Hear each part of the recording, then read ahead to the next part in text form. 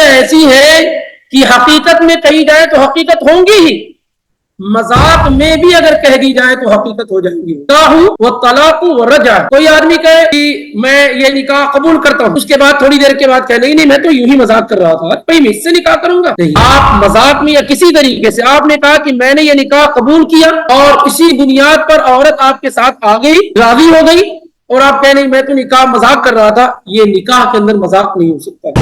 یا اسی طریقے سے طلاق آپ دے دیں اور کہیں میرا کوئی ارادہ ہی نہیں تھا طلاق کا، میں تو مذاق کر رہا تھا، ڈرا رہا تھا. نہیں، لفظ طلاق آپ نے استعمال کر لیا، طلاق کیا ہے؟ واقع ہو گئی، یہاں مذاق نہیں ہے. نے کہا میں تم سے رجوع کرتا ہوں، بعد میں کہے نہیں میں تو یوں ہی کہہ دیا تھا. نہیں.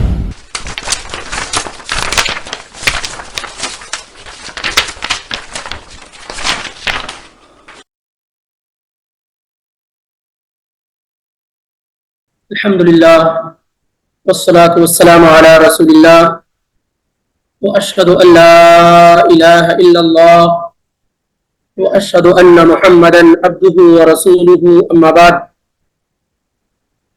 قال الله تعالى في كلامه العظيم: اعوذ بالله السميع العليم من الشيطان الرجيم. واذا طلقتم النساء فبلغن اجلهن فامسكوهن بمعروف او سرحوهن بمعروف ولا تمسكوهن ضرارا لتعتدوا ومن يفعل ذلك فقد ظلم نفسه ولا تتخذوا آيات الله هزوا واذكروا نعمة الله عليكم وما أنزل عليكم من الكتاب والحكمة يعظكم به واتقوا الله واعلموا أن الله بكل شيء عليم. وإذا طلقتم النساء فبلغن أجلهن فلا تعضلوهن أن ينكحن أزواجهن إذا تراضوا بينهم بالمعروف ذلك يوعظ به من كان منكم يؤمن بالله واليوم الآخر ذلكم أزكى لكم وأطهر والله يعلم وأنتم لا تعلمون. سبحانك لا علم لنا إلا ما علمتنا إنك أنت العليم الحكيم. رب اشرح لي صدري ويسر لي أمري واحلل عقدة من لساني يفقهوا قولي. رب زدني علما اللهم رب زدني علما. سورہ البقرہ سے دو آیات، آیت نمبر 231 اور 232، 231 اور 232 یہ پڑھی گئی اللہ رب العالمین کی توفیق سے، اور یہ آخری آیات ہے طلاق کی. اس کے بعد 233 سے 233 سے رضاعت، دودھ پلانے والی آیات کیا ہے شروع ہو رہی.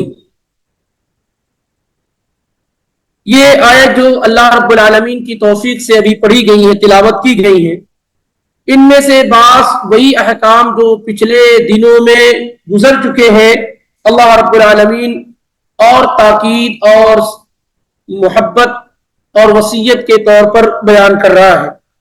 پچھلے دنوں میں یہ بات گزری تھی کہ جب طلاق دے دی جائے اور 1 سے 2 طلاق رجوع والی ہیں، تو ان رجوع کے ایام میں جب بھی شوہر اپنی بیوی کو واپس رکھنا چاہے تو اس کا حق ہے. یہاں پر اللہ رب العالمین نے وہی باتیں اور الگ انداز میں بیان کی ہیں.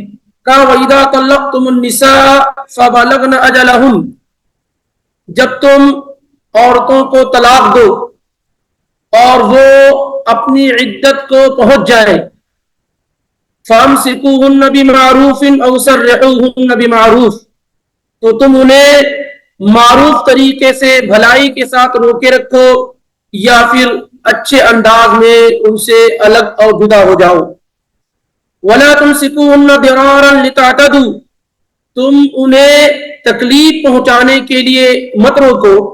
وَلَا تُمْسِكُوهُنَّ، اور تم ان عورتوں کو نہ روکو ضِرَارًا، نقصان پہنچانے کے لیے، لِتَعْتَدُوا، تاکہ تم پر کیا ہے تم ان پر زیادتی کرو. وَمَن يَفْعَلْ ذَلِكَ فَقَدْ ظَلَمَ نَفْسَهُ، جو شخص بھی ایسا کرے گا حقیقت میں وہ اپنے آپ پر اس نے ظلم کیا. جو بھی ایسا کرے گا اس نے اپنے آپ پر ظلم کیا. وَلَا تَتَّخِذُوا آیَاتِ اللَّهِ هُزُوًا، اللہ تعالیٰ کی آیات کو مذاق نہ بناؤ. وَاذْكُرُوا نِعْمَةَ اللَّهِ عَلَيْكُمْ، اور یاد کرو اللہ تعالیٰ کی نعمتوں کو جو اللہ تعالیٰ نے تم پر کی ہیں. وَمَا أَنزَلَ عَلَيْكُمْ مِنَ الْكِتَابِ وَالْحِكْمَةِ يَعِظُكُمْ بِهِ، اور اللہ تعالیٰ کی خاص طور سے ان نعمتوں کو یاد کرو جو اللہ تعالیٰ نے کتاب اور حکمت تمہارے پاس نازل کی ہیں، تم پر نازل کی ہیں، جس کے ذریعے سے اللہ رب العالمین تمہیں واعظ کر رہا ہے، نصیحت کر رہا ہے. اللہ رب العالمین سے ڈرو، یقیناً اللہ رب العالمین ہر چیز کو خوب جاننے والا ہے. یہاں پر اللہ رب العالمین نے مزید جو محبت کا طریقہ کار ہو سکتا ہے اسے اللہ تعالیٰ نے بیان کیا ہے. اور اللہ رب العالمین نے یہ بات بیان فرمائی کہ جب تم بیوی کو طلاق دے دو اور وہ عدت ان کی ختم ہونے کو ہو جائے، یعنی طلاق دی گئی ہے اور اب 3 حیض گزرنے کو، تو یاد رکھو کہ اچھی طریقے سے انہیں روک کے رکھو یا پھر اچھی طریقے سے ان سے الگ اور جدا ہو جاؤ. یعنی ایک طلاق دینے کے بعد، پچھلی بار ہم پڑھ چکے ہیں کہ عورت 3 حیض تک کیا ہے، رکی رہے گی. پہلے کیا ہوتا تھا، اصل میں جب یہ باتیں ہمیں معلوم ہوں گی تو سمجھنے میں آسانی ہوگی کہ پہلے کیا ہوتا تھا. امام مجاہد رحمہ اللہ فرماتے ہیں، جیسا کہ امام قبری نے اور امام ابن ابی حاتم نے صحیح سند کے ساتھ ذکر کیا ہے کہ کان الرجل یطلق المرأة ثم یراجعها، ایک آدمی اپنی بیوی کو طلاق دیتا پھر اس سے رجوع کر لیتا. ثم یطلقها ثم یراجعها، پھر وہ طلاق دیتا پھر رجوع کر لیتا. یضارها، اس کے ذریعے سے عورت کو کیا ہے، نقصان پہنچاتا تھا. فنہاہم اللہ عن ذلک، تو اللہ رب العالمین نے لوگوں کو اس سے کیا ہے، منع کر دیا اور روک دیا ہے کہ رجوع اس صورت میں کرو جب تمہیں انہیں بھلائی کے ساتھ رکھنا ہو. اگر بھلائی کے ساتھ رکھنے کا ارادہ نہیں ہے تو بھلائی کے ساتھ کیا ہے، ان سے الگ ہو جاؤ.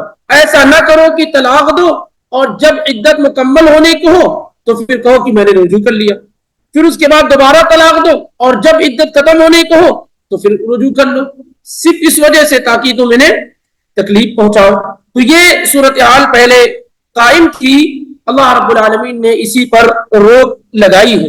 امام مقاتل بن حیان رحمہ اللہ کہتے ہیں اس آیت کی تفسیر میں کہ وَإِذَا طَلَّقْتُمُ النِّسَاءَ فَبَلَغْنَ أَجَلَهُنَّ، جب تم عورتوں کو طلاق دو اور وہ عدت مکمل کرنے کے ہو، یعنی عدت ان کی پوری ہونے کو ہو، 3 حیض ہو چکے ہو، غسل کرنے جا رہی ہے، آپ بول رہے نہیں رکو میں رجوع کرتا ہوں. اور یہ پچھلے دنوں میں بات گزر چکی ہے کہ عورت اگر اس کا مینسز بند ہو گیا ہو تیسری مرتبہ اور غسل نہ کی ہو تو تب تک رجوع کرنے کا اختیار صحیح قول کے مطابق موجود ہے. لیکن جیسے ہی وہ غسل کر لیتی ہے، عدت آپ کی ختم ہو گئی، اب وہ عورت آپ کی کسٹڈی سے نکل گئی، اب آپ کی بیوی نہیں رہے گی. لیکن جب اس نے غسل تو نہیں کیا، پاک ہو گئی ہے، مینسز آنے بند ہو گئے، لیکن غسل نہیں کیا، آپ جا کر کے اس سے کیا ہے، رجوع کر لیتے ہیں. تو امام مقاتل رحمہ اللہ فرماتے ہیں کہ جب یہ صورتحالوں کی طلاق دے لو تو فَأَمْسِكُوهُنَّ مِنْ قَبْلِ أَنْ تَغْتَسِلَ مِنْ حَيْضَتِهَا الثَّالِثَةِ، تو تم ان کو روکنا چاہتے ہو تو تیسری مرتبہ غسل کرنے سے پہلے انہیں روک لو اور اللہ رب العالمین کی اطاعت کے ساتھ. اور اگر نہیں روکنا چاہتے ہو تو پھر اللہ تعالیٰ کی اطاعت کے ساتھ ان سے کیا ہے، الگ اور جدا ہو جاؤ، اور تیسری مرتبہ وہ غسل کر لے اور تمہارا ان سے تعلق کیا ہے، ختم ہو جائے. اسی طریقے سے امام قتادہ رحمہ اللہ فرماتی اس آیت کی تفسیر میں کہتے ہیں کہ وہ رجل یطلق امرأته، یہ آیت در حقیقت ان لوگوں کے بارے میں ہے جو اپنی بیوی کو طلاق دیتا ہے. فَإِذَا بَقِيَ مِنْ عِدَّتِهَا يَسِيرٌ رَاجَعَهَا، جب عدت کے کچھ ایام باقی رہ جاتے ہیں تو رجوع کر لیتا ہے. اس لیے رجوع نہیں کرتا ہے کہ اس کے ساتھ اچھی زندگی گزارے گا، اس لیے رجوع کرتا یضارها بذلک، اس کو تکلیف پہنچانا چاہتا ہے، اس کو پریشانی میں مبتلا کرنا چاہتا ہے. نہ میں تمہیں ڈھنگ سے رکھوں گا اور نہ میں تمہیں آزاد کروں گا تاکہ تم کسی سے دوسرے سے نکاح کر لو. تو اللہ تعالیٰ نے اس سے منع کیا ہے اور حکم دیا ہے کہ اچھے طریقے سے روکے رکھو یا پھر اچھی طریقے سے معروف طریقے سے ان سے الگ اور جدا ہو جاؤ. فَأَمْسِكُوهُنَّ بِمَعْرُوفٍ أَوْ سَرِّحُوهُنَّ بِمَعْرُوفٍ. ظاہر ہے اس طرح کی بات اس سے پہلے والی آیت میں گزر چکی ہے، آیت نمبر 229 میں گزر چکی ہے کہ الطلاق مرتان فإمساک بمعروف او تسریح بإحسان. اسی بات کو اللہ تعالیٰ نے ایک الگ انداز میں اور زیادہ تاکید کے طور پر کیا ہے بیان کیا ہے کہ جب طلاق دے دی جائے عورت کو، اور اگر آدمی کا ارادہ اچھی طریقے سے رکھنے کا ہو تو رجوع کرے، نہیں تو طلاق دینے کے بعد کیا ہے وہ ویٹ کرے یہاں تک کہ 3 حیض گزر جائے اور عورت اس کی کسٹڈی سے نکل جائے اور کسی اور سے وہ نکاح کر لے. تو اللہ تعالیٰ نے یہ بات بیان کی کہ فَأَمْسِكُوهُنَّ بِمَعْرُوفٍ أَوْ سَرِّحُوهُنَّ بِمَعْرُوفٍ، محبت کے ساتھ بھلائی کے ساتھ روکے رکھو یا پھر بھلائی کے ساتھ انہیں ریلیز کر دو، الگ کر دو. وَلَا تُمْسِكُوهُنَّ ضِرَارًا لِتَعْتَدُوا، اور تم انہیں تکلیف دینے کے لیے، پریشان کرنے کے لیے مت روکے رکھو. لِتَعْتَدُوا، تاکہ تم ان پر زیادتی کرو، یعنی اپنے پاس رکھو اور ان کو تکلیف پہنچانا چاہو، مارو، تکلیف پہنچاؤ، اس وجہ سے کیا ہے انہیں مت رکھو، مت روکو. یہ ظاہر ہے یہ چیزیں اس زمانے کے اندر عام تھی اور آج بھی عام ہے. بہت سارے لوگ جہاں بھی دین اور شریعت نہیں ہے، جن کے گھروں میں، جن کی زندگیوں میں وہ کیا ہے عورت کے ساتھ رہتے ہیں بھلائی نہیں کرتے ہیں، یا عورتیں مردوں کے ساتھ نہیں کرتی، تو ان کو نہ پیار کے ساتھ رکھتے ہیں اور نہ پیار سے ان سے الگ ہوتے ہیں. رکھتے بھی ہیں تکلیف کے ساتھ اور جب جدا ہوتے ہیں تو بھی کیا ہے پورے کیس اور جو ہے غم اور تکلیف کے ساتھ. اور اس سے منع کیا گیا ہے. اللہ تعالیٰ نے، اللہ کے نبی علیہ الصلوۃ والسلام نے حدیث میں بالکل واضح طور پر بیان فرمایا، من ضار ضار اللہ بہ، جو لوگوں کو نقصان پہنچائے، جو دوسروں کو نقصان پہنچائے تو اللہ تعالیٰ اسے نقصان پہنچائے گا. جو لوگوں کو تکلیف پہنچائے اللہ تعالیٰ اسے تکلیف پہنچائے گا. کوئی آدمی یہ مت سوچے کہ لوگوں کو تکلیف پہنچانے سے وہ بچ جائے گا، لوگوں کو پریشان کرنے سے وہ بچ جائے گا. یہ کئی جگہ یہ روایت آئی ہوئی ہے، سنن ابو داؤد میں، ترمذی میں، ابن ماجہ میں اور مسند احمد میں. اور دوسری روایت میں اللہ کے نبی علیہ الصلوۃ والسلام نے کہا لا ضرر ولا ضرار، نہ نقصان پہنچانے میں، تکلیف پہنچانے ابتدا کی جائے گی، اور نہ یہ کہ کسی آدمی سے اگر آپ کو تکلیف پہنچ گئی ہے تو آپ اس کو خود تکلیف پہنچانے کی کوشش کریں. بعض لوگوں نے اس کا معنی یہ بیان کیا نہ خود کو تکلیف پہنچاؤ نہ دوسروں کو تکلیف پہنچاؤ. تو ولا تمسکوهن ضرارا، تم نہ روکو انہیں تکلیف پہنچانے کے لیے، لتعتدوا، تاکہ تم ان پر زیادتی کرتے رہو. ومن يفعل ذلك فقد ظلم نفسه، جو شخص بھی ایسا کرے گا یعنی بیوی کو روک کر کے اسے تکلیف پہنچائے گا، حقیقت میں وہ اپنے آپ پر ہی ظلم کرنے والا ہوگا، حقیقت میں وہ اپنے آپ کو تکلیف پہنچانے والا ہوگا. وَلَا تَتَّخِذُوا آيَاتِ اللَّهِ هُزُوًا، اللہ تعالیٰ کی آیات کو، اللہ تعالیٰ کی آیات کو مذاق مت بناؤ. یعنی ایسا نہ کرو کہ آپ نکاح کرو، جب مرضی میں آئے طلاق دے دو، جس طریقے سے چاہے آپ رکھو. جب اللہ کے نام سے تم رشتے کو قائم رکھ رہے ہو، اللہ کے نام کے ساتھ تم نے رشتہ کیا ہے، تو پھر اللہ کے حدود کا لحاظ رکھو، اس کا مذاق مت اڑاؤ. جب جس طریقے سے چاہو طلاق دے دو، عورت جب چاہے خلا لے لے، نہیں، بلکہ جو باؤنڈیشن بنائی گئی ہے، جو لمٹ بنائی گئی ہے، اسی کے دائرے میں آدمی رہے.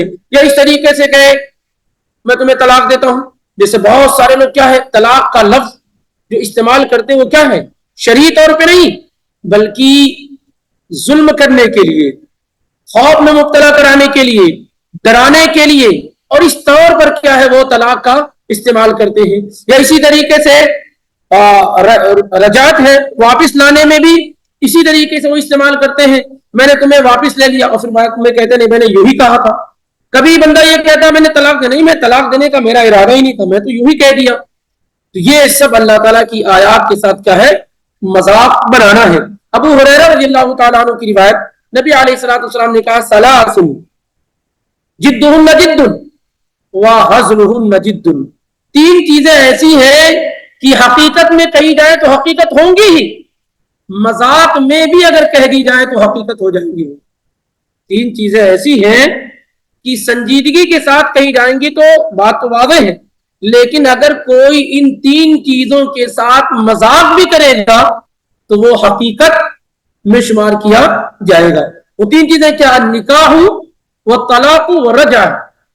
کوئی آدمی کہے کہ میں یہ نکاح قبول کرتا ہوں، تو اس کے بعد تھوڑی دیر کے بعد کہے نہیں میں تو یوں ہی مذاق کر رہا تھا، بھائی میں اس سے نکاح کروں گا؟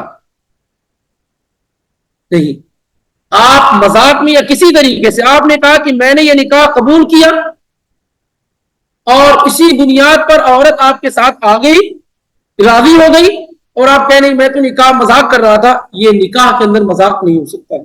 یا اسی طریقے سے طلاق آپ دے دیں اور کہیں میرا کوئی ارادہ ہی نہیں تھا طلاق کا، میں تو مذاق کر رہا تھا، ڈرا رہا تھا۔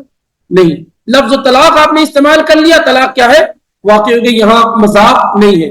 طلاق دینے کے بعد رجوع کرنے کا معاملہ ہے، آپ نے کہا میں تم سے رجوع کرتا ہوں، اور بعد میں کہے نہیں میں تو یوں ہی کہہ دیا تھا۔ نہیں، یہ تین چیزیں ایسی ہیں کہ حقیقت میں تو حقیقت ہوں گی ہی، مذاق میں بھی اگر کہی جائیں گی تو حقیقت میں شمار کی جائیں گی۔ یہ روایت سنن ابو داؤد میں 2194 میں، ترمذی میں 1184 اور ابن ماجہ میں 2039، اور اسی طریقے سے حدیث کی دیگر کتابوں میں ہے، امام ترمذی نے، ابن حجر الاسقلانی نے، اور اسی طریقے سے امام حاکم، امام ذہبی وغیرہ نے اس حدیث کو حسن قرار دیا ہے۔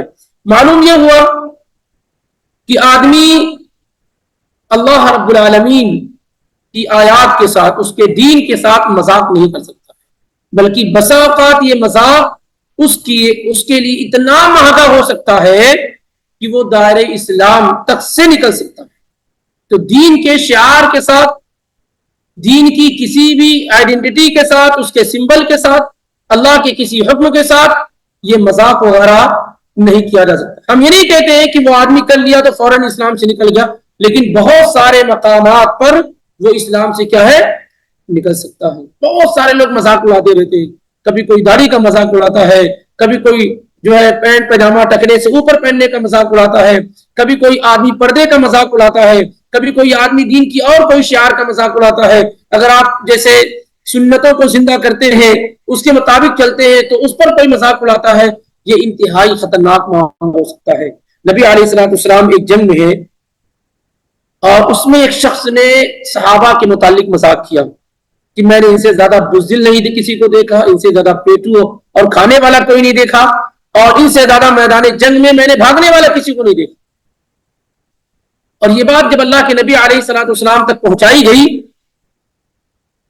یہ بات اللہ کے نبی علیہ الصلوۃ والسلام تک پہنچائی گئی کہ یہ فلاں شخص اس طریقے سے کہہ رہا ہے، اللہ کے نبی صلی اللہ علیہ وآلہ وسلم نے پر وہ یہ آیت کریمہ نازل ہوئی کہ قل اب اللہ و آیاتی و رسولہ کنتم تستہزئون، آپ کہہ دیجئے کہ تم اللہ سے، اس کی آیات سے اور اس کے رسول سے مذاق کرتے ہو۔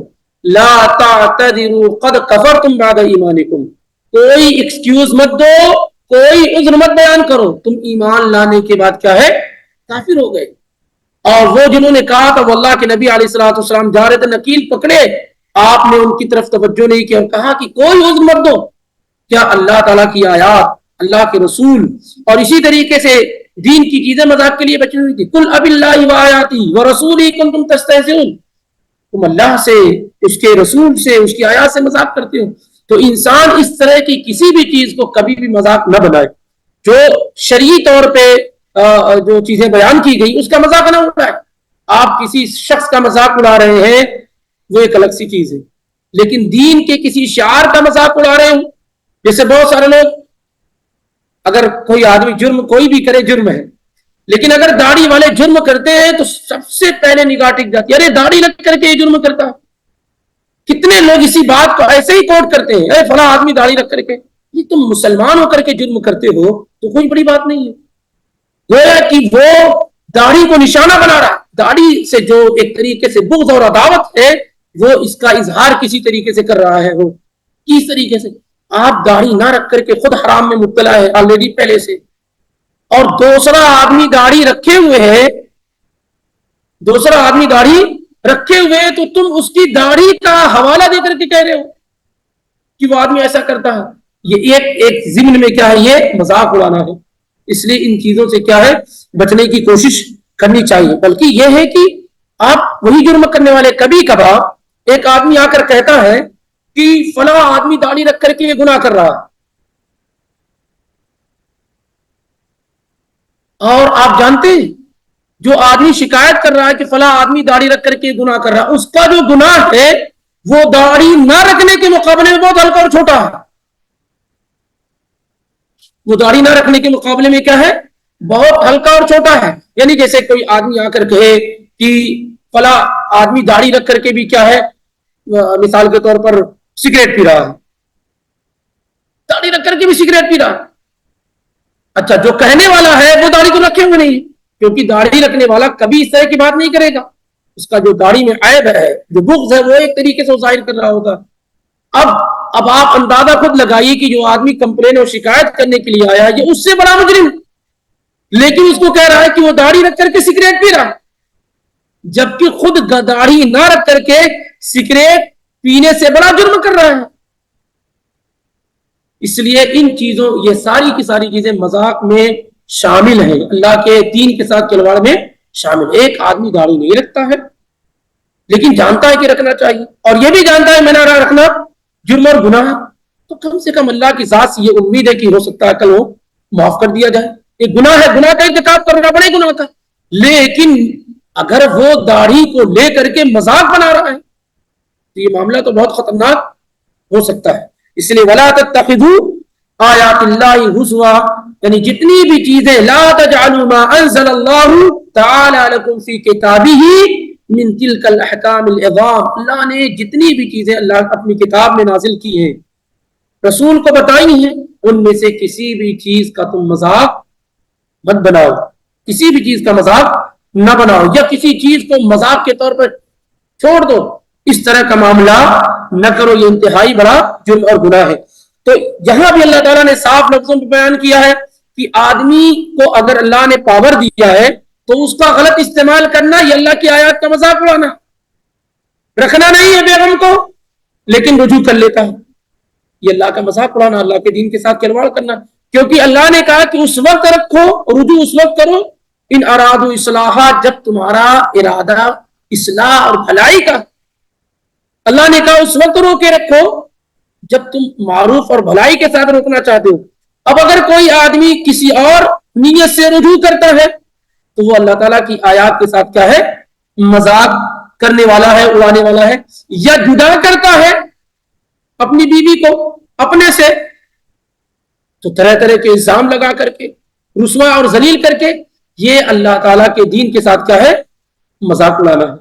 تو وَلَا تَتَّخِذُوا آیَاتِ اللَّهِ ہزوا وَاذْكُرُوا نِعْمَتَ اللَّهِ عَلَيْكُمْ وَاذْكُرُوا نِعْمَتَ اللَّهِ عَلَيْكُمْ، اور یاد کرو اللہ تعالیٰ کی نعمتوں کو جو تم پر اللہ نے کی، بے شمار نعمتیں جو اللہ رب العالمین نے تم پر کی. اور اللہ تعالیٰ نے آگے کہا یہ تمام نعمتوں کو اللہ کی یاد کرو. وَمَا أَنزَلَ عَلَيْكُم مِّنَ الْكِتَابِ وَالْحِكْمَةِ يَعِظُكُم بِهِ، اور اللہ کی نعمتوں میں سب سے بڑی نعمت کیا ہے کہ اللہ نے تمہیں کتاب اور سنت عطا کی. وَمَا أَنزَلَ عَلَيْكُم مِّنَ الْكِتَابِ وَالْحِكْمَةِ، اور اللہ کی نعمتوں کو عمومی طور پہ یاد کرو. اور سب سے بڑی نعمت کیا ہے اللہ تعالیٰ کی کہ اس نے تمہارے درمیان کتاب اور سنت نازل کی. اندازہ کریں کہ اگر ہماری زندگیوں میں کتاب و سنت نہ ہو تو ہم صرف کہنے کو انسان ہو سکتے ہیں، وگرنہ ہماری زندگی جانوروں سے بھی کیا ہے، بدتر ہوتی ہے. اور جن کی بھی زندگیوں میں کتاب و سنت نہیں ہے، اگر آپ ان کی زندگی کی اسٹڈی کریں گے تو آپ کو لگے گا کہ ان کی زندگی جانوروں سے بھی بدتر ہے، جانوروں سے بھی بدتر ہے، جس کو اللہ نے ذکر کیا اولئک کالانعام بل هم اضل، یہ جانوروں کی طرح بلکہ ان سے بھی گئے گزرے ہیں، جو مخلوق کو سجدہ کرتے ہیں، مشکل کشا اور حاجت روا مانتے ہیں، جو اسی طریقے سے کسی بھی انسان کو ایرو غیرو کو پاتے ہیں اس سے تبرک حاصل کرتے ہیں، کسی مٹی سے تبرک حاصل کرتے ہیں، کسی کے جوتے اور چپل سے تبرک حاصل کرتے ہیں، یہ ساری کی ساری چیزوں کو آپ دیکھیں گے تو آپ کو محسوس ہوگا کہ اللہ تعالیٰ کی بہت بڑی نعمت ہے کہ اس نے آپ پر کتاب و سنت کو نازل کیا، جس سے آپ ایک بہترین زندگی گزارنے کا سلیقہ اور ہنر آپ کو آ جاتا ہے۔ تو وَاذْكُرُوا نِعْمَتَ اللَّهِ عَلَيْكُمْ، اللہ کی نعمتوں کو یاد کرو، خاص طور سے وہ نعمت جو اللہ تعالیٰ نے کتاب و حکمت یعنی سنت کے طور پر تمہارے درمیان کیا ہے نازل کی ہے، اور جس کے ذریعے سے اللہ تعالیٰ تمہیں نصیحت کرتا ہے، واعظ کرتا ہے، یعظکم بھی۔ اللہ تعالیٰ ہمیں نصیحت کیسے کرتا ہے؟ قرآن اور حدیث کے ذریعے سے۔ اور نعمتوں کو یاد کرنا ہر اعتبار سے، یعنی زبان سے، عمل سے، دل سے، ہر اعتبار سے آدمی اللہ رب العالمین کی نعمت کا ذکر کرے، یعنی دل بھی مطمئن ہو۔ کبھی کبھی یہ ہے آدمی کہتا ہے اللہ کا شکر ہے، زبان سے اللہ کا شکر ہے، لیکن دلوں میں، عمل میں کہیں اس کو شکر نظر نہیں آتا۔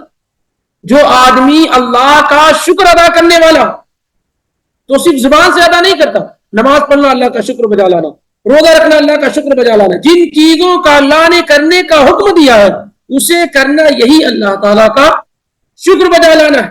آپ کہیں اللہ نے بڑا احسان کیا ہے، اللہ نے بڑا انعام کیا مجھ پر، اور مکمل اللہ تعالیٰ کی نافرمانی کرتے رہے، یہ اللہ تعالیٰ کا شکر ادا کرنا نہیں ہے، بلکہ انسان زبان سے، دل سے اور اعضاء و جوارح تمام چیزوں سے کیا ہے اسے ثابت کرتا رہے۔ اسی لیے نبی علیہ الصلوۃ والسلام نے ہمیں اور آپ کو یہ تعلیم دی ہے کہ یہ بڑی نعمت ہے، کیونکہ کفران نعمت، جب آپ اتنی نعمتیں اللہ نے ہم پر کی ہیں، اگر ہم اس کا شکر بجا نہیں لائیں گے، اس کا احسان نہیں مانیں گے، اور کسی ایک چیز کی کمی کی وجہ سے ہم ہر دن روتے رہیں گے، تو یہ ناشکری ہے، اور اس سے اللہ تعالیٰ نعمتوں کو کیا ہے چھین لیتا۔ اکثر ہم لوگوں کا معاملہ یہی ہے کہ ہزاروں نعمتیں اللہ کی ہم پر ہیں، ہزاروں نعمتیں، لیکن کوئی ایک نعمت اگر اللہ وقتی طور پر ہم سے چھین لیتا ہے یا نہیں دیتا ہے تو انسان کیا ہے؟ انسان پھر اللہ تعالیٰ کی ناشکری کرنا شروع کر دیتا ہے۔ اللہ نے میرے ساتھ کیوں ایسا کیا، اللہ نے میرے ساتھ ایسا کیوں کیا۔ کبھی آپ دیکھیں کہ کسی کو اللہ تعالیٰ نے بیوی بھی دے دی اور بیٹی بھی دے دی، لیکن بیٹا نہیں، تو اب بیٹے نہ ہونے کی، بیوی ہے اس کی شکر گزاری نہیں، بیٹی ہے اس کی شکر گزاری نہیں، بیٹا نہ ہونے کی ناشکری کیا اس پر غالب آ جاتی ہے۔ یہ طریقہ اکثر لوگوں کا ہے، اور اس سے بچنے کا جو راستہ اللہ کے پیغمبر صلی اللہ علیہ وسلم نے بیان کیا ہے وہ یہ ہے کہ انظروا الی من اسفل منکم، اسے دیکھو جو تم سے کمتر ہو، اسے دیکھو جو نعمتوں میں، مال میں، اولاد میں، خوبصورتی میں، جاہ میں، منصب میں جو تم سے کمتر ہو اسے دیکھو، اس کی طرف مت دیکھو جو تم سے بہتر ہو، بڑا۔ کیوں؟ فَهُوَ أَجْدَرُ أَلَّا تَزْدَرُوا نِعْمَةَ اللَّهِ، ایسا کرنے کی شکل و صورت میں کیا ہوگا کہ تم اللہ کی نعمتوں کو حقیر سمجھنے لگ جاؤ گے۔ ہزاروں نعمتیں اللہ کی تمہارے پاس موجود ہے، لیکن تم سوچ رہے ہو فلاں کو اللہ نے یہ دیا تو مجھے کیوں نہیں دیا۔ بس یہی عمل تمہارا، وہ جتنی نعمتیں اللہ کی ہیں اس پر شکر گزاری سے کیا ہے تمہیں، لیکن وہیں پر آپ دیکھو کہ فلاں کو اللہ نے یہ بھی نہیں دیا، وہ بھی نہیں دیا، وہ مجھ کو دیا اللہ رب العالمین نے، تو شکر گزاری کا جذبہ کیا ہے پیدا ہوگا۔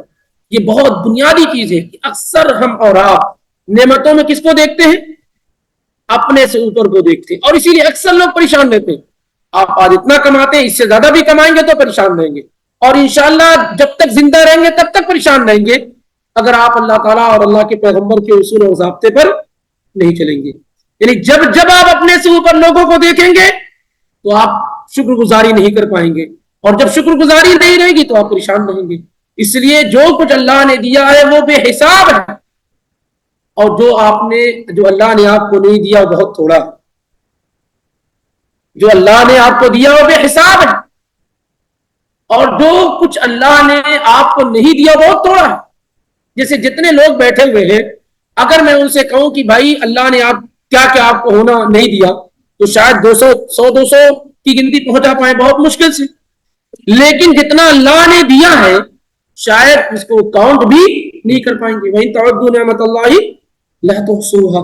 یقین کرے کہ یہ جو ایک انسان کا جو جسم ہے, وَفِي أَنفُسِكُمْ أَفَلَا تُبْصِرُونَ, تم اپنے آپ میں غور کیوں نہیں کرتے؟ اپنے آپ کو دیکھیں, اتنی ساری چیزیں ہیں, اگر کہیں سے کوئی چیز تھوڑی سی بھی ڈیمیج ہو جاتی ہے نا تو پوری صورتحال بدل جاتی ہے. تھوڑا کوئی چیز, یعنی جو جسم کا جو ڈھانچہ اللہ نے بنایا ہے نا, تھوڑا ادھر ادھر ہو جائے, دانت ہے نا کسی کا اگر تھوڑا اوپر ہو جاتا ہے تو پورے چہرہ خراب لگنے لگتا ہے, پریشان ہو جاتا ہے. تھوڑی چھوٹی چھوٹی چیزیں, اس لیے انسان کو کیا ہے, اس کا خیال رکھنا چاہیے. سب اللہ تعالیٰ کی نعمتیں ہیں. اللہ نے نکاح, شادی, یہ ساری کی ساری سب اللہ تعالیٰ کی کیا ہے, بڑی آیات اور نشانیوں میں سے ہے, جس کے ذریعے سے انسان ایک بہترین زندگی گزار رہا ہوتا ہے. نکاح اللہ کی بڑی نشانیوں میں سے ہے, اس لیے اس کی قدر کرنے کی کوشش کرنی چاہیے اور اس کو اسی طریقے سے برتنا چاہیے جیسے اللہ اس کے رسول نے حکم دیا ہے. جہاں جہاں نکاح کا طریقہ نہیں ہے وہ لوگوں کی زندگیوں میں آپ دیکھیں, جو لوگ آج زندگی نکاح کے بغیر گزار رہے ہیں تو آپ ان کی صورتحال کو دیکھیے, کیا بری صورتحال ہے, کتنی گندی صورتحال ہے, کتنا خراب ماحول ہے, کتنا خراب اور ڈرانا ان کا بڑھاپا ہے, کتنی خطرناک ان کی موت ہے. اگر آپ ان کی زندگیوں میں دیکھیں گے تو آپ کو یہ چیزیں محسوس ہوں گی. لیکن جو طریقہ اللہ اس کے رسول نے آپ کو اور ہمیں دیا ہے, ان طریقوں میں دیکھیں کہ کتنی نعمتیں کیا ہے, پنہاں اور پوشیدہ ہے. تو وَاذْكُرُوا نِعْمَةَ اللَّهِ عَلَيْكُمْ وَمَا أَنزَلَ عَلَيْكُمْ مِنَ الْكِتَابِ وَالْحِكْمَةِ يَعِظُكُمْ بِهِ. اللہ کتاب و سنت کے ذریعے سے تمہیں کیا ہے, واعظ کر رہا, نصیحت کر رہا. وَاتَّقُوا اللَّهَ, اللہ رب العالمین سے کیا ہے, ڈرو.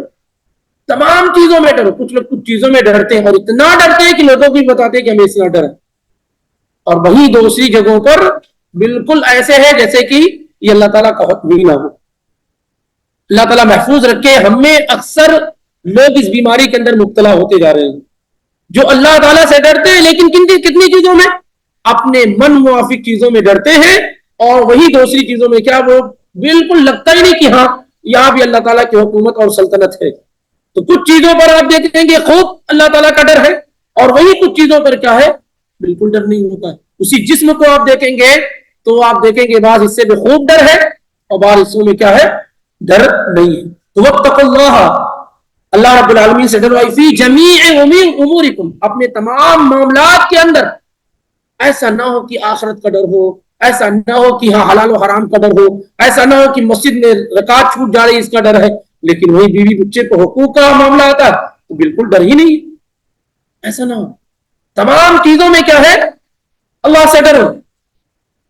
وَاعْلَمُوا أَنَّ اللَّهَ بِكُلِّ شَيْءٍ عَلِيمٌ, اور یہ جان لو کہ اللہ تعالیٰ ہر چیز کو جاننے والا ہے. کوئی چیز ایسی نہیں ہے جو اللہ رب العالمین سے کیا ہے, مخفی اور پوشیدہ ہے. اس آیت میں اگر آپ غور کریں گے تو ایک ایسی چیز اللہ رب العالمین نے بیان فرمائی ہے جو بڑی ہی اہم ہے, بڑی ہی اہم ہے.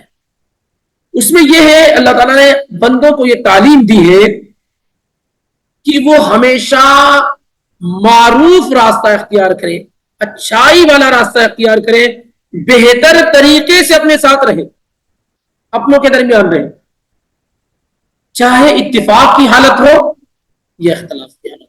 اور یہ دین, کوئی دین آپ کو ایسا اتنی عظیم چیز نہیں سکھا سکتا. اس دین نے کیا سکھایا آپ کو کہ اتفاق اگر کسی سے ہے تو بھی بہتر طریقے سے ہو, اور اختلاف اگر ہو تو بھی نیکی اور بھلائی کے ساتھ. یہ کسی کے ساتھ آپ رہ رہے ہیں تب بھی معروف اور نیکی کے ساتھ, اور کسی سے الگ جدا بھی ہو رہے ہیں تو بھی معروف طریقے سے نیکی کے ساتھ. یہ وہ طریقہ ہے کہ جس سے امت ایک ہو جاتی ہے, سارے مسلم ایک ہو جاتے ہیں اور برائیوں کا خاتمہ ہو جاتا ہے. امت وحدہ بننے کے لیے, ایک امت بننے کے لیے یہی طریقہ ہمارے اور آپ کے لیے ہے کہ جس سے اتفاق ہے وہ بھی معروف طریقے سے, اور جس سے اختلاف ہو رہا ہے وہ بھی کیا ہے, پھر امت ایک رہتی ہے. لیکن ہمارے پاس اتفاق میں معروف نہیں ہوتا ہے, اختلاف میں معروف نہیں, ہم آخری حد کو پار کر جاتے ہیں. تو یہ بہت بڑی بات اللہ تعالیٰ نے یہاں کیا ہے, پچھلی کئی آیات میں بیان فرمائی اور یہاں پر اس کو ریپیٹ کیا ہے. اسی طریقے سے اللہ تعالیٰ نے ایک بڑی چیز یہ ذکر کی, ظلم کرنے والا یہ سمجھتا ہے کہ وہ قوت اور طاقت میں, فلاں کو میں نے مار دیا. اللہ تعالیٰ نے کہا کہ وَلَا تُمْسِكُوهُنَّ ضِرَارًا لِتَعْتَدُوا, تم انہیں اس لیے مت روکو تاکہ تم پر ظلم کرو. اگر کوئی ایسا کرے گا تو حقیقت میں وہ اپنے آپ پر ظلم کرنے والا ہوگا. کتنی بڑی بات ہے. مار بیوی کو رہا ہے, ستا بیوی کو رہا ہے, بچوں کو مار رہا ہے, پڑوسیوں کو مار رہا ہے, اور اللہ تعالیٰ کہتا ہے حقیقت میں یہ خود کو مار رہا ہے, حقیقت میں یہ اپنے آپ کو تکلیف پہنچا رہا ہے, اپنے آپ پر ظلم کر رہا ہے. کیوں؟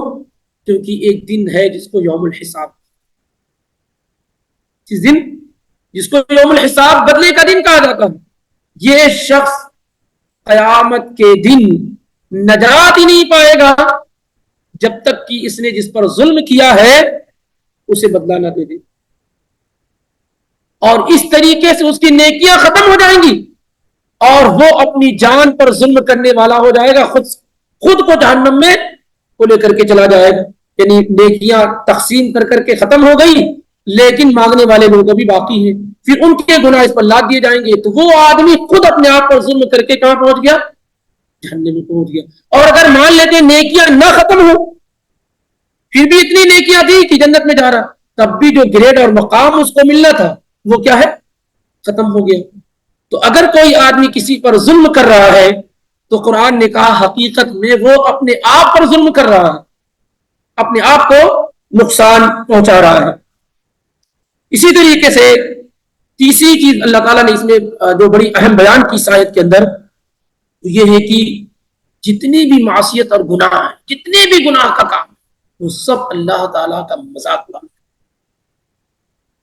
بس یہ ہے کہ ہر گناہ سے انسان اسلام سے نہیں نکلتا ہے, ایمان سے نہیں نکلتا ہے, لیکن جتنی بھی معصیت ہے, جتنا بھی گناہ ہے, وہ سب اللہ اور اس کے رسول کا مذاق اڑانا ہے, اور اس کی سزا انسان کو یقینی طور پر ملے گی اگر اللہ تعالیٰ اسے معاف نہ کرے. جیسے ایک شخص کو سب لوگ جانتے واقعہ کہ نبی علیہ الصلوۃ والسلام نے ایک شخص کو بائیں ہاتھ سے کھانا کھاتے ہوئے دیکھا,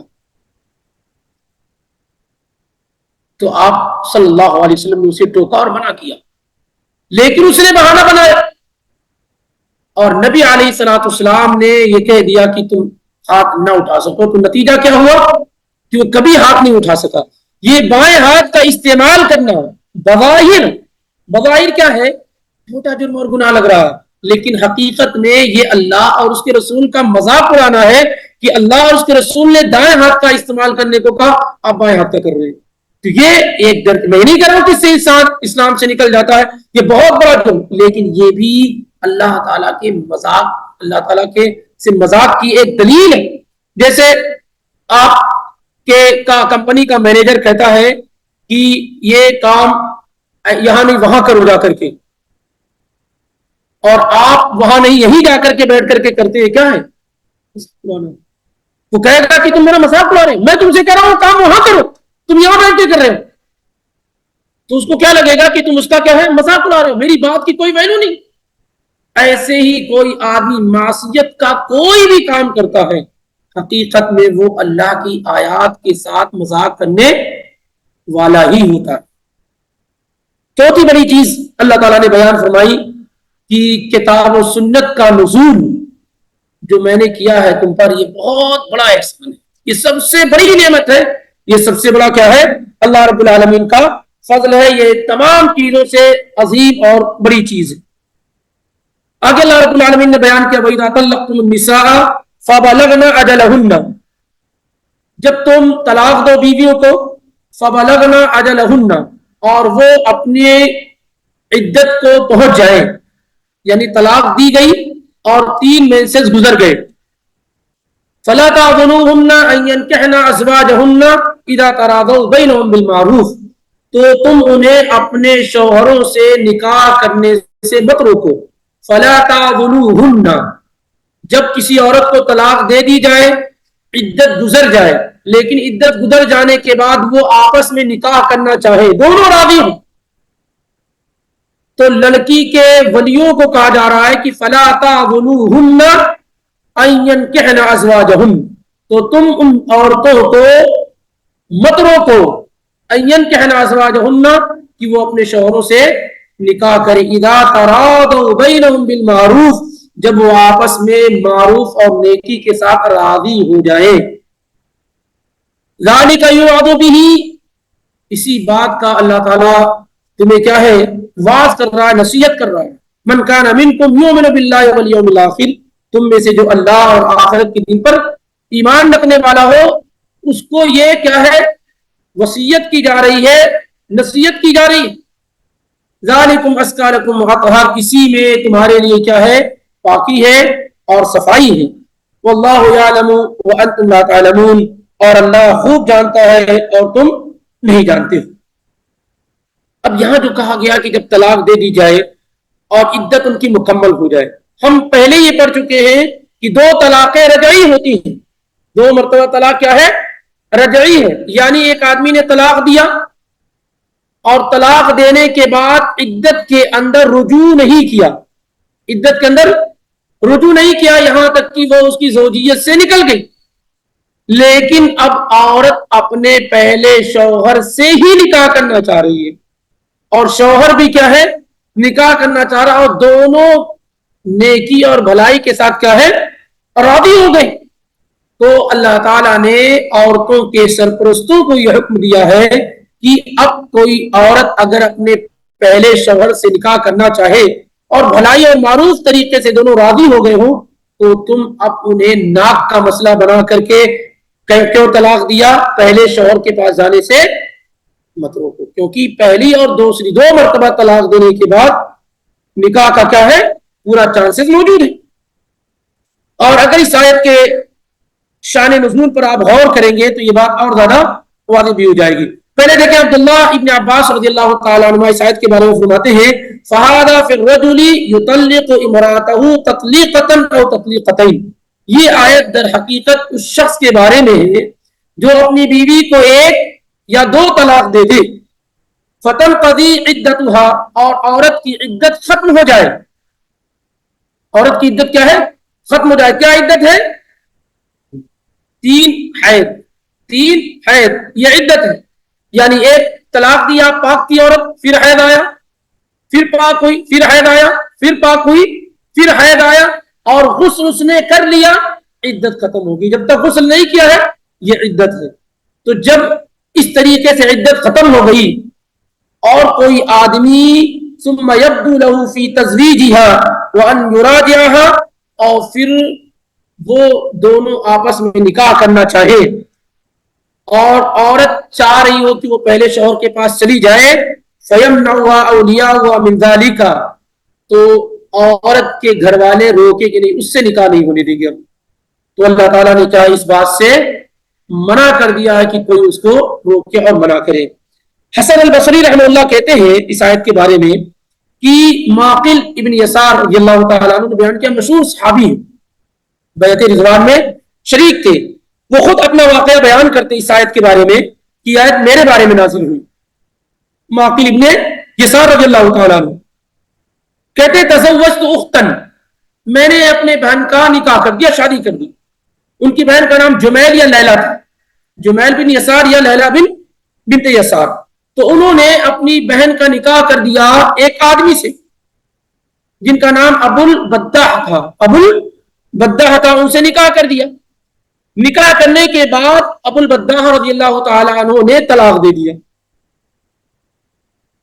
طلاق دینے کے بعد عدت میں رجوع نہیں کیا، یہاں تک کہ عدت کیا ہے، ختم ہو گئی.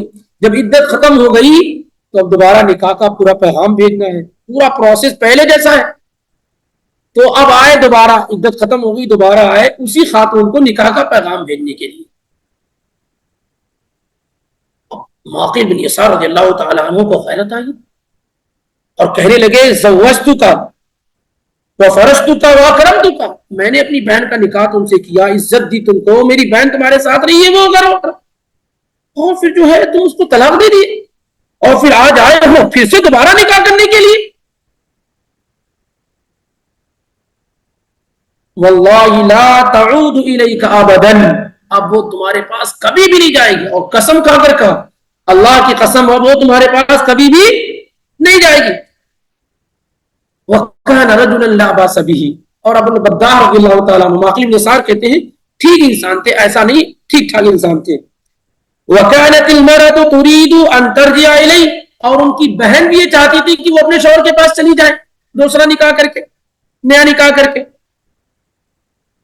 اور یہ پوری حمیت اور غیرت میں آ کر کے نہیں اللہ کی قسم کچھ بھی ہو جائے اب میں اپنی بہن کا نکاح تم سے نہیں کروں. تو اللہ رب العالمین نے یہ آیت کریمہ نازل فرمائی فلا تعذلوہن تو تم انہیں مت روکو کس بات سے این کہنا ازواجہن کہ وہ اپنے شوہروں سے نکاح کرے اذا تراضوا بینہم بالمعروف جب وہ آپس میں نیکی کے ساتھ راضی ہو جائیں. ذالک یوعظ بھی اسی بات کا کیا ہے اللہ تعالیٰ اسی بات کا اللہ رب العالمین تمہیں وصیت کر رہا حکم دے رہا ہے. اب وہ کہتے ہیں کہ جب یہ آیت نازل ہوئی تو میں نے کہا الان افعل یا رسول اللہ اے اللہ کے رسول اب میں ایسا کروں گا یعنی میں اب اپنی بہن کا نکاح ان سے کرا دوں گا. فزوجہا ایہ تو آیت کے نازل ہو جانے کے بعد معقل ابن یسار نے اپنی بہن کا نکاح ان سے کرا دیا کیونکہ اللہ تعالیٰ نے روک دیا منع کیا ساری حمیت غیرت سب ختم ہو گئی. اور بخاری میں دوسری جگہ ہے 5331 میں کہ اللہ کے پیغمبر صلی اللہ علیہ وسلم نے معقل ابن یسار کو بلایا اور ان پر یہ آیت پڑھی فترک الحمیہ وہ جو خاندانی غیرت و حمیت تھی سب انہوں نے چھوڑ دیا اور اللہ رب العالمین کی فوراً فرما برداری کر دی. اور سنن ابو داؤد میں ہے کہتے فکفرت عن یمینی فانکحتها ایاہ میں نے اپنی قسم کا کفارہ ادا کیا اور اپنی بہن کا نکاح ان سے کرا دیا. ظاہر ہے اذا تراضوا بینہم بالمعروف سے یہ مت سمجھیے کہ نہیں بغیر مہر کے بغیر نکاح کے چلو ساتھ میں رہ لیں نہیں. مقاتل ابن حیان رحمہ اللہ بیان کرتے ہیں کہ اس کا مطلب یہ کہ مہر کے ساتھ گواہوں کے ساتھ پورا سسٹم جو ہے نکاح کا اسی طریقے سے ایسا نہیں ہے کہ عدت ختم ہو گئی نکل گئے شوہر آ کے کہتا ہے چلو بھائی ساتھ میں رہتے ہیں غلطی ہوئی ہے نہیں ایسا نہیں. نکاح ہوگا ولی ہوں گے گواہ ہوں گے مہر ہوگی یہ سب کے بعد نکاح ہوگا اس کے ساتھ. یہ مطلب ہے اس کا یہ مطلب نہ سمجھا جائے کہ دونوں آپس میں راضی ہو گئے تو کسی طریقے سے رہ سکتے ہیں. نکاح کے بعد نکاح کا جو پروسیس ہے اس کو مکمل کرنے کے بعد اس کے بعد اللہ تعالیٰ نے کہا ذالکم ازکیٰ وأطہر یہی اللہ تعالیٰ کی باتوں کی اتباع کرنا پیروی کرنا یہی اے عورتوں کے ولیوں تمہارے لیے کیا ہے زیادہ بہتر ہے. یعنی اگر کوئی عورت اپنے شوہر کے پاس جانا چاہے اور شوہر بھلائی کے ساتھ اس کو رکھنا چاہے دونوں راضی ہوں تو پھر تمہیں انہیں روکنے کا کوئی اختیار نہیں. اگر روکو گے تو فتنہ فساد کیا ہے برپا ہو جائے گا. ناجائز طریقے سے پھر وہ ملنا شروع کر دیں گے کیونکہ جب ان کی محبتیں جوان ہیں ابھی وہ ساتھ میں رہنا چاہتے ہیں وہ پہلے رہ چکے ہیں پھر ان کو روکنا یہ ایزی اور آسان کام نہیں ہوگا. تو اگر ایسا نہیں کرو گے ان کو نکاح نہیں کرنے دو گے تو پھر خطرہ اور ڈر ہے کہ وہ لوگ کیا ہے حرام میں مبتلا ہو جائیں گے. واللہ یعلم وانتم لا تعلمون اللہ نے حکم دیا ہے نا اللہ جانتا ہے تم نہیں جانتے. تمہیں ایسا لگتا ہے کہ نہیں دوبارہ نکاح کرنے میں یہ ہوگا وہ ہوگا لیکن اللہ تعالیٰ نے جب اجازت دی ہے تو اللہ خوب جانتا ہے کہ اسی میں خیر اور بھلائی ہے اس میں خیر اور بھلائی. کتنے لوگوں کو آپ دیکھیں گے اگر آپ نے دیکھا ہوگا تو جنہوں نے طلاق دے دیا تھا عدت گزر گئی جب دوبارہ انہوں نے نکاح کیا تو معلوم ہی نہیں ہوا کہ زندگی میں کبھی کچھ ہوا تھا پہلے سے زیادہ دوسرا نکاح بابرکت ہو گیا. ایسا یقینی طور پر ممکن ہے کیونکہ اللہ تعالیٰ نے یہ چیزیں کیا ہے بیان فرمائی ہیں. البتہ یہاں پر اس آیت کے اندر جو بنیادی چیزیں ہیں اس پہ غور کرنا ہے. کیا کہا اللہ تعالیٰ نے وَإِذَا طَلَّقْتُمُ النِّسَاءَ فَبَلَغْنَ أَجَلَهُنَّ فَلَا تَعْضُلُوهُنَّ تو تم انہیں مت روکو. کن کو کہا جا رہا ہے؟ عورتوں کے جو ولی ہیں جو ان کے ذمہ دار ہیں ان کو کہا جا رہا ہے. اور امام بخاری رحمہ اللہ نے اس آیت سے استدلال کرتے ہوئے کہا ہے کہ یہ آیت اس بات کی دلیل ہے کہ عورت کا نکاح بغیر ولی کے درست اور صحیح نہیں ہو سکتا کیونکہ اگر اس بات کا کوئی مطلب نہ ہوتا فلا تعذلوهن تو ان کو نہ روکو وہ جاتی نکاح کر لیتی وہ جاتی کیا نکاح کر لیتی. لیکن چونکہ ولی کے بغیر نکاح نہیں ہے اسی لیے وہ چاہ کر کے بھی اپنے پہلے شوہر کے پاس نہیں جا رہی تھی نہیں جا پا رہی تھی تو اللہ تعالیٰ نے یہ آیت کریمہ نازل فرمائی جس میں لڑکیوں کے ولیوں کو مخاطب کیا کہ ان کا نکاح کرنے سے انہیں مت روکو. اور اس طریقے سے آپ اگر احادیث دیکھیں گے تو کثرت سے یہ احادیث موجود ہے. ابو موسیٰ اشعری رضی اللہ تعالیٰ عنہ سے سنن ابو داؤد میں 2085 میں، ترمذی میں 1101 میں، ابن ماجہ میں 1881 میں آپ نے فرمایا لا نکاح الا بولی، بغیر ولی کے نکاح ہے ہی نہیں، بغیر ولی کے نکاح ہے ہی نہیں۔ اور ام المومنین عائشہ صدیقہ رضی اللہ تعالیٰ عنہ کی روایت صحیح ابن حبان میں 4075 میں آپ نے فرمایا لا نکاح الا بولی وشاہدی عدل، بغیر گواہ دو گواہوں کے، وہ بھی عادل، جھوٹے مکار فریب والے نہیں، کہیں سے پکڑ لے بس گواہ بنا لے، نہیں، دو عادل گواہ اور ولی کے بغیر نکاح نہیں ہے۔ وما كان من نکاح على غیر ذلك فهو باطل، جو ولی اور گواہوں کے بغیر نکاح کر لے ایسا نکاح کیا ہے؟ باطل ہے۔ البتہ یہ کہ اگر ولی آپس میں لڑ جائے، باپ نہیں ہے، کئی بھائی ہیں، ایک بھائی کہتا نہیں میری بہن کا نکاح اس سے ہوگا، دوسرا بھائی کہتا نہیں اس سے نہیں اس سے ہوگا، تیسرا کہتے نہیں اس سے نہیں اس سے ہوگا، ہو سکتا ہے ایسا، تو ایسی صورت میں کون ولی ہوگا؟ آپ نے کہا فَإِن تَشَاجَرُوا، اگر وہ آپس میں ولی لوگ لڑ جائے کہ میں ولی فَالسُّلْطَانُ وَلِيٌّ مَن لَا وَلِيَّ لَهُ، تو سلطان جو ہوگا، بادشاہ جو ہوگا، حاکم وقت ہوگا، وہ ولی کا کردار ادا کرے گا، وہ کیا ہے؟ ولی کا کردار ادا کرے گا۔ اسی طریقے سے